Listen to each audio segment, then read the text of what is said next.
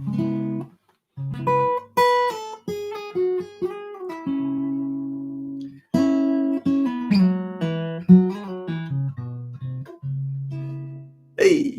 hi everybody. I think we're live. It's happening. Hey Chris, look at that. You're already you're awake early enough to watch live. Nice. Where are you waking up from? Well, let's just go with morning. Morning, everybody. uh, Love it. It's the evening here, 7 o'clock. Good old New Zealand time. Nice to be back with you, doing another little live session, and yeah, great that you're here. I hope you have a wonderful week, and you probably found out in the news that New Zealand has no cases of COVID. Good stuff. Brighton, nice, cool, man. Yeah, we're officially back to kind of business as usual. Chumley, hey, how's it going? James, good morning. Nice. I love that you're all like, morning. um, yeah, we're back to like normal music, business, gigs. We can touch each other again. We don't have to stand 2 meters apart. It's beautiful, and there's definitely just a nice feeling of everyone being like, oh, cool, I can go about normal business. Hey, Mark. Yes, another evening person.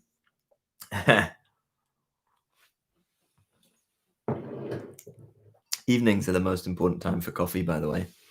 Do you like this? I've got a nice rose flowery mug this evening. You know, very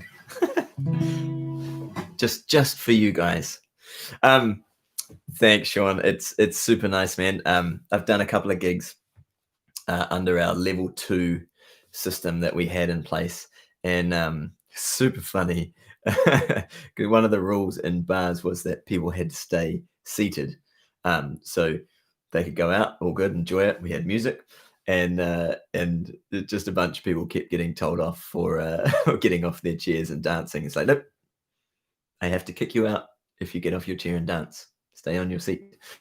So they've been really fun shows, but thanks, Chris. Yeah, it is really very cool to now be back to being like, oh, sweet, we can just go to the supermarket, we can, hug, shake hands, do all that fun stuff that can't really happen if you're 2 meters apart from people.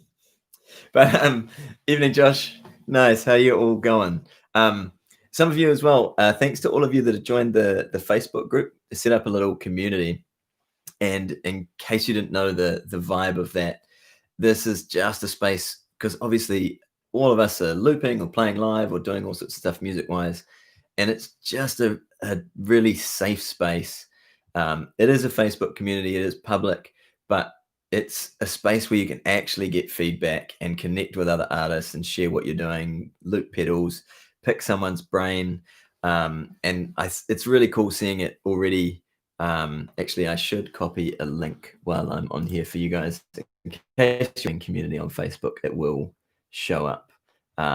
So yeah, obviously if you use like the RC300 as your main thing, it means that you can then find other people that actually use that, and it means that then obviously you can pick each other's brains rather than nice, Josh. Yeah, just give it a refresh and make it look all snazzy. So that's the group. If you want to go and connect there, obviously please do, and feel free to post in it. Feel free to connect with other people. If there's something on your brain that you're trying to work out, then that's going to be a cool space that I think, and well, it's already happening. It's just really collaborative and connecting a bunch of musicians around the world with all the different things we're working on and playing. So yeah, I'm stoked to see everyone connecting in there. It's very cool, and it just means be a bit more access to be able to kind of chat back and forth and stuff too, which is cool. So yeah, feel free to, as always, put things in the comments and things in here. But I'm curious, for those of you on here tonight who sings and plays the guitar? Like if you sing, find some odd singing emoji. Or just post any random emoji that you feel like if you actually sing, as well as playing guitar or whatever your instrument might be. Um, Fire that in. And I was going through some of Per Bristow's vocal zone, singing zone um, stuff again today, and it reminded me of something that massively helped me with my range. Um, I think it's just you, Sean. Everyone else is like, nah. Um, Cheers, man. Nice. Hey, suddenly it got fancy. Okay, this is great. Nice. Cheers, Mark, James. Um, yeah, it made me look at like my journey singing because I'm not sure if you guys know. For me, it's been my voice is the thing that if it's good, I am the happiest of humans, and if I'm having a bad vocal day, I'm like frustrated as. Um, Whereas I don't feel I feel like much more consistent on the guitar, and to be honest, I have spent more time honestly practicing on the guitar than I have vocal wise. So it's kind of cool to have a program and things. And someone asked me during this week about the Singing Zone program. I highly recommend it. I've met and worked with Per on a few things, and it's really shifted stuff for my voice. You will all. I'm not here to sell you on doing anything, as you guys know. And but I'm actually going to give you something that came from that program that really helped me because I just went through it tonight and was like, I remember when I could not do that at all, and then doing it changed my range. So, um, is that like a seal? Nice. Cheers, Chris. So yeah, the going through the vocal side of things, just if you're curious, if you're not curious, I'm gonna do this anyway. But as always, if there's something on your brain that you want to pick my brain or chat with everyone about on the session, then let me know. Check it in the chat. But what it is just behind your chin. If you grab like three fingers and just push up under there, there's a soft area that you'll feel underneath your chin, and I am genuinely like pushing in there. Okay, like don't injure yourselves, but there's this little experiment, and I remember doing it the first time, and the exercise is this: push your fingers in there, and then be like.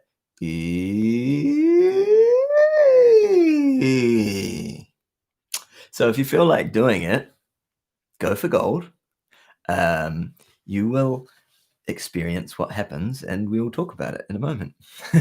Morning, Grimsh. I love if you just tuned in, you would have looked and wondered what on earth is going on with me having my fingers pushing up under my chin.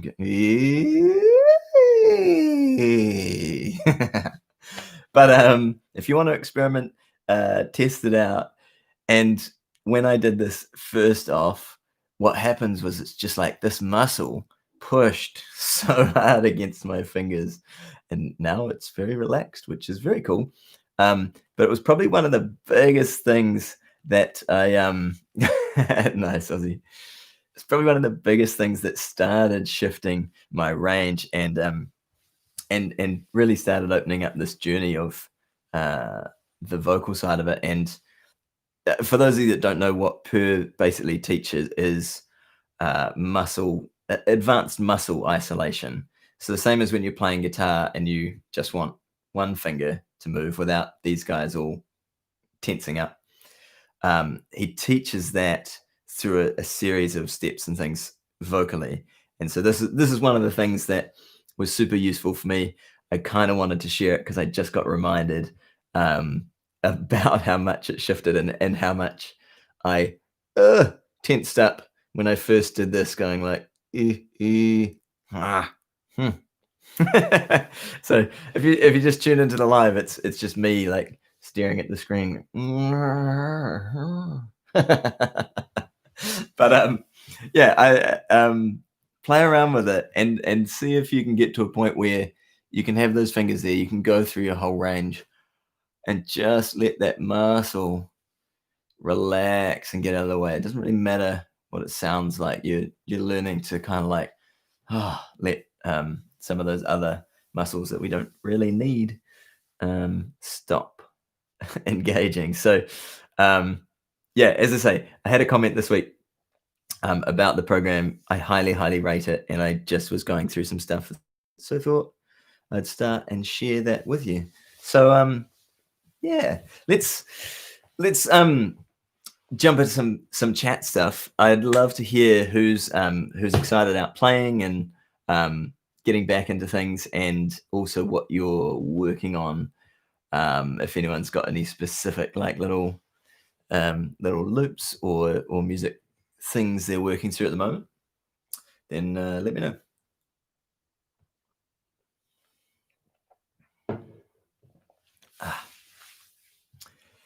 And if not, then that's easy. We can just hang out and I'll drink coffee and eat some M&Ms. Which I'm gonna do anyway, to be honest, because these are super tasty.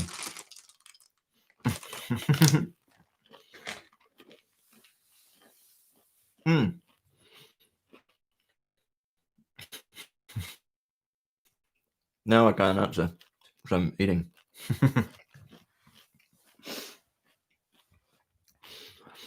Mark, there's a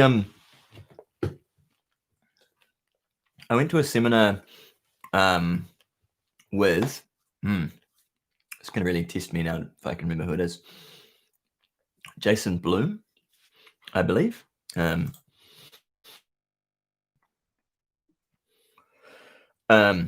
Yes, Jason Bloom. And it started me with lyrics on a cool little path, I guess, just changing things. There's that, and so I'm gonna I'll put links in for you. What we're doing tonight, I'm sending you guys some links to explore. And then there's another Kiwi songwriter who did a YouTube video that I highly recommend if you're writing a lot.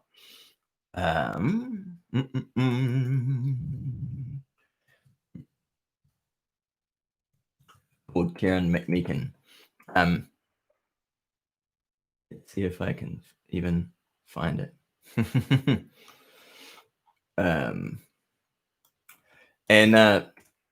So I will find the link somewhere and add it in if I don't find it shortly.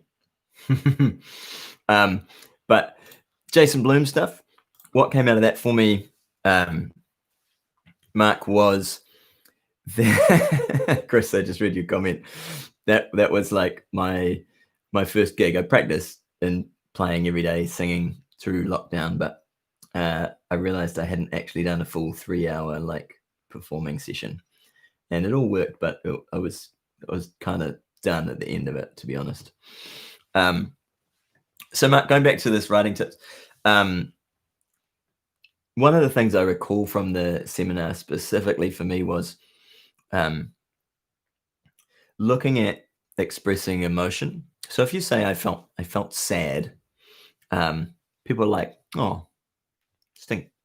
But if you can express something that has the person relate to it, their own feeling of sadness, you'll actually connect on a deeper level, and it draws someone in. So if you explain a situation where you're like, it could be anything. Notice the difference before when I said I feel sad.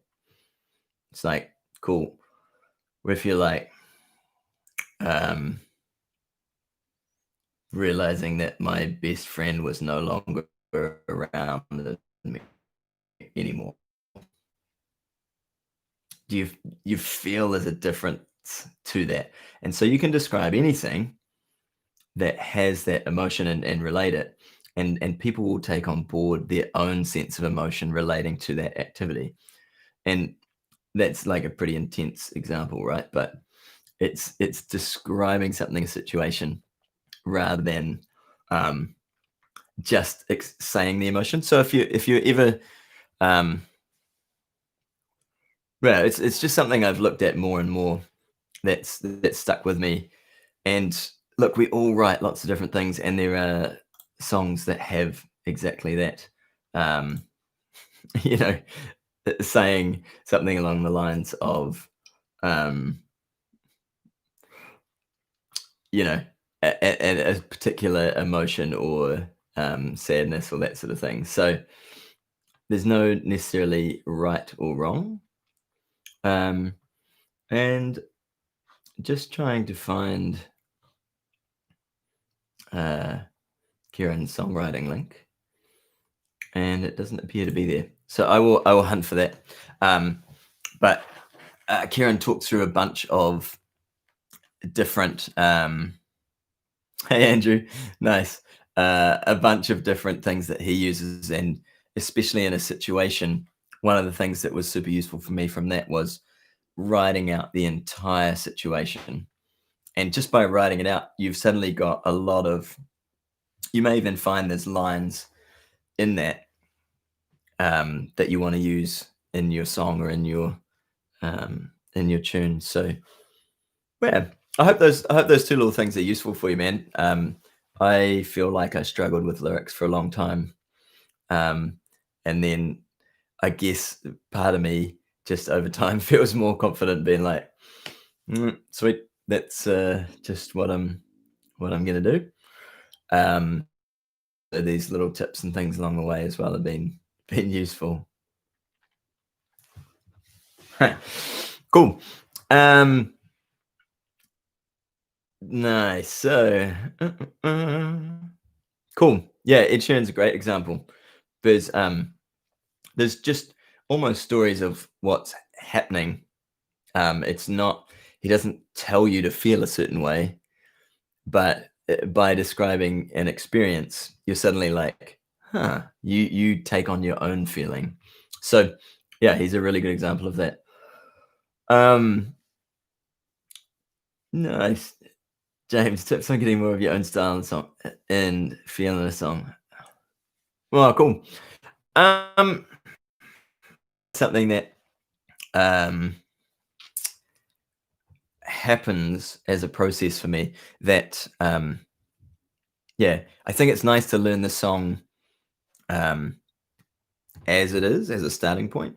But then what I'd suggest doing, and this is a friend of mine had this comment the other day, because if you're doing a solo show, if you're looping or not, you have the opportunity to change the style of a song.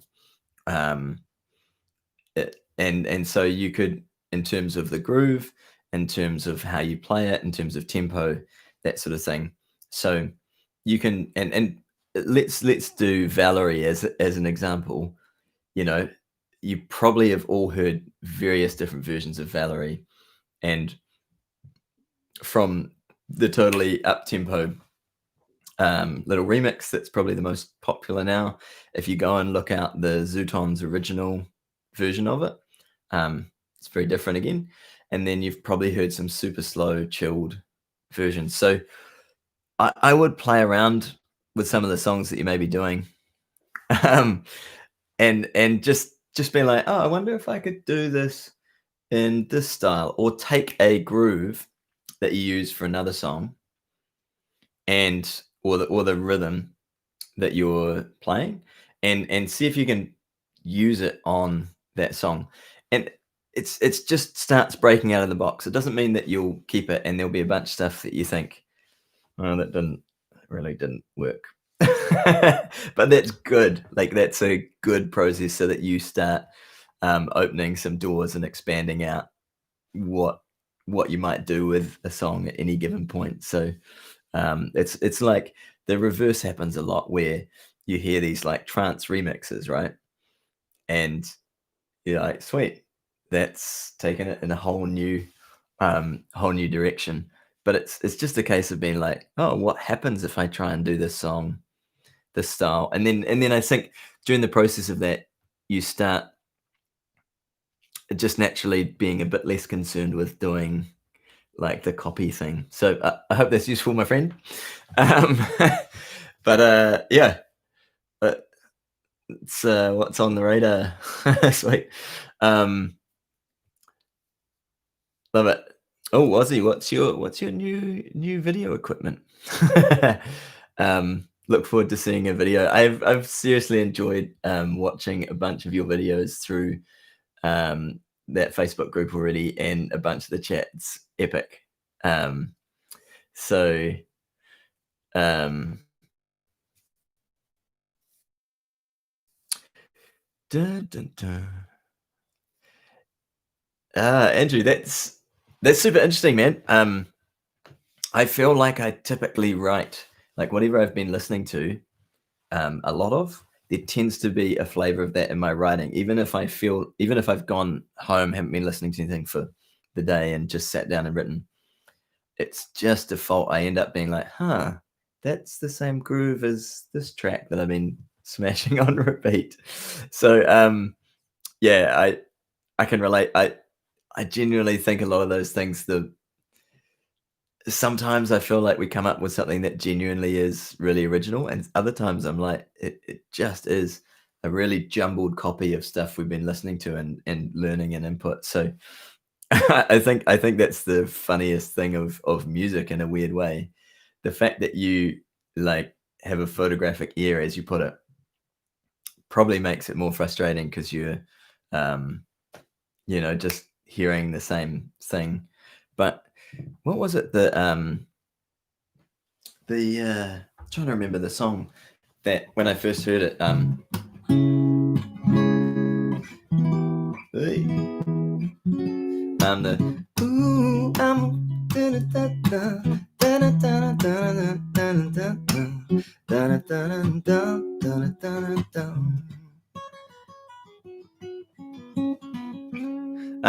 I'm trying to think what that song was, but when I first heard it, I just heard in my head that uh ooh, excuse me, Mr. Postman, da, da, whatever that song is, which is like ancient.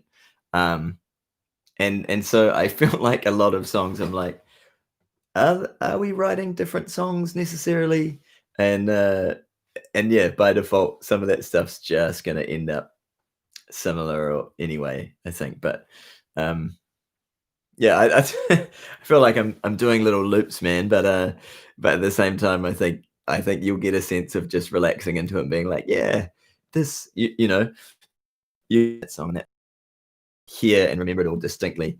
Then it might just be a process of just accepting that and being like, yep, that's where it's at. So yeah. Ooh. It appears I may be. Are we still good? YouTube's telling me that I have an unstable connection again. Um,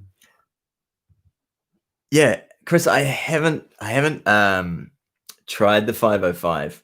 I actually would love that to be a foot pedal.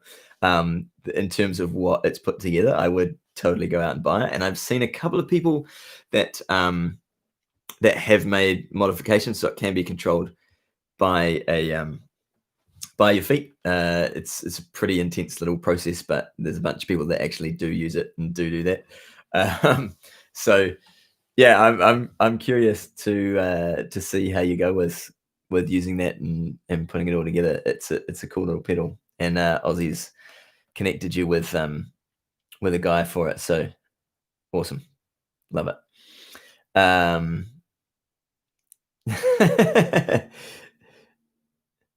Nice, cool.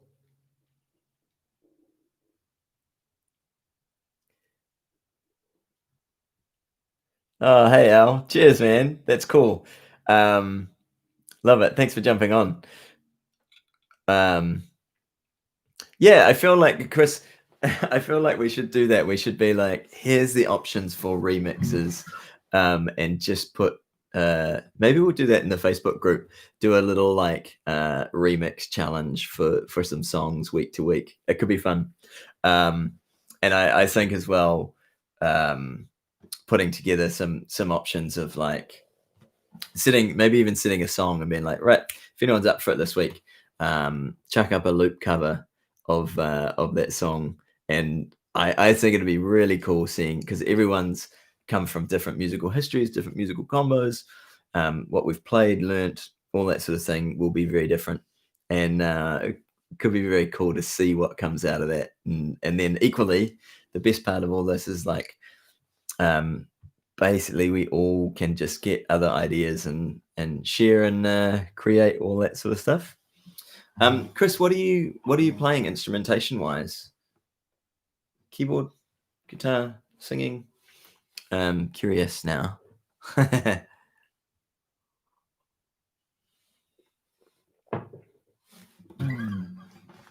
um, Also, I'm curious how many of you. I'm sorry. I'm doing a video at the moment that I feel like everything has been taking a very long time for me at the moment. There's a lot going on, but and some very cool things which I'm really excited about. But I'm really curious who actually practices um, looping, and so I mean that by like you're not really concerned about the song. You're either mentally or physically mapping out like, right, looping that section, going straight into overdub, adding this, stopping that, looping this. I'm curious to actually spend time doing that. If you do, chuck something in the chat. If you don't, obviously you can chuck something in the chat also to say, no, never done that.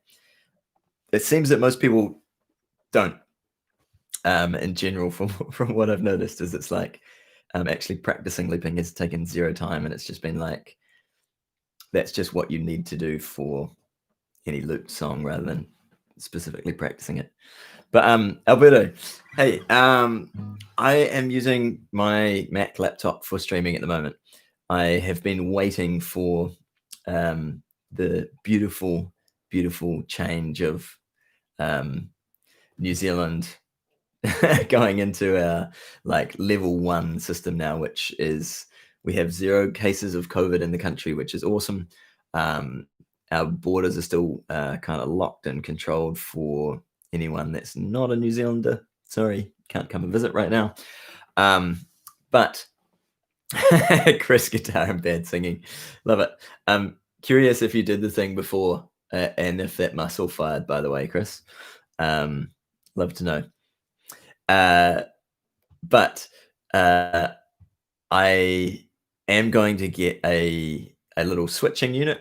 That means I can actually have a camera on the Voice Live 3 at my feet and also have a camera and just change the look. Because if I move around with this, oh, it's not doing it now. It changes its own lighting and it tries to adjust all sorts of things. But it just is my laptop camera. So that's what I'm using. And that was the options available to me when we went into lockdown and things, and I wanted to get this running and do live sessions. So yeah. Nice, Ozzy. That's I'm reading it again, Chris, but it still amuses me.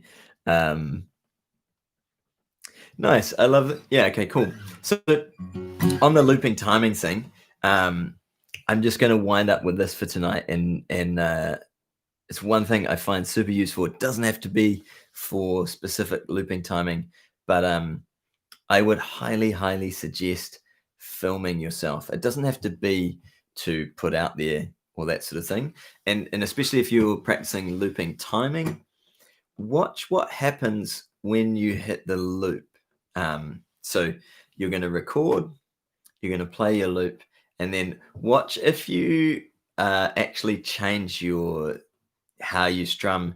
If you tense up, like concentrating, like here comes the loop, and what you want is to be relaxed with it. So it's a super, super useful tool just to like reflect and look back at what you're doing.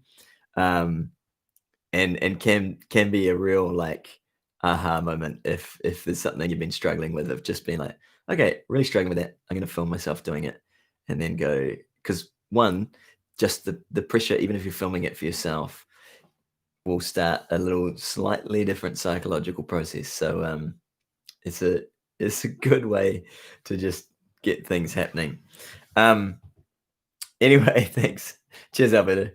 Um, nice. Voice Live 3, Beat Buddy, and Boss 505 all MIDI sync. That's pretty cool, Chris. Because it's going to expand what your options are. If they're MIDI synced, then whichever one becomes the kind of master unit for it, which will be the Beat Buddy, I presume. Being able to link them all in together, you're going to have a plethora of options, shall we say. That's pretty cool, actually. I do a lot that's not tied to a MIDI tempo, which starts making me wonder of some cool combinations for that gear. So, but yeah, Chomley, I haven't looked yet to find that. Nice, love it. Yeah, there's yeah, nice. I yeah. There's so many options in the looping world, and it genuinely, I feel like it's an endless endless world, especially as more things get created. It's going to change and open up what everyone's doing with it as well. So that's it's pretty cool. Hey, it's super nice to tune in with everyone tonight. I am going to make a move and appreciate you being here. If there's any I'll stick around for a couple of minutes if there's any specific random last little questions that anyone's like dying to fire in the chat, then please do. And yeah, I'm if you haven't posted something also in the Facebook group, please do. I'm really enjoying watching a bunch of those yeah, a bunch of those videos and comments about where you're from and what's happening. It's super cool. I love it. So listen time in the Grimsh, are you talking about with looping or just setting up your gear? I'm presuming looping. Cheers, James. Thanks, Chris. Appreciate it. Yeah, it's been super nice. I'm digging these things, and obviously, feel free to jump on at any stage on a Tuesday, or maybe Monday morning or Tuesday morning, or whatever time zone you're in. Appreciate you all being here. I am gonna sign out for now. I'm like partially waiting, being like, Grimsh, what are you talking about? Hey, thanks everyone. I'm gonna go and have some food and do a bunch of practice and a bunch of editing tonight. I appreciate you being here. We'll see you again sometime. Cheers.